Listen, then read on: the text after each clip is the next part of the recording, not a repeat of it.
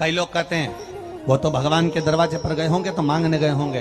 कई लोग कहते हैं उसकी मजबूरी होगी तो शिव के दरवाजे तक पहुंचे होंगे। किसी ने कहा भगवान शंकर की चौखट पर गए होंगे तो कुछ मांगने गए होंगे। शिव महापुराण की कथा कहती है शिव के दरवाजे पर केवल मांगने नहीं जाते हैं, शंकर भगवान के दरवाजे पर मांगने की जरूरत नहीं पड़ती। शंकर भगवान के दरवाजे पर कुछ कहने की जरूरत नहीं पड़ती।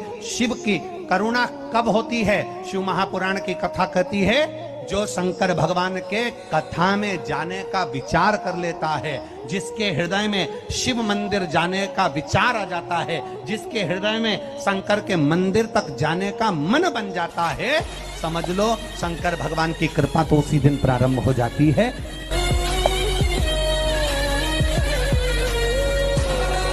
कई लोग कहते हैं वो तो भगवान के दरवाजे पर गए होंगे तो मांगने गए होंगे।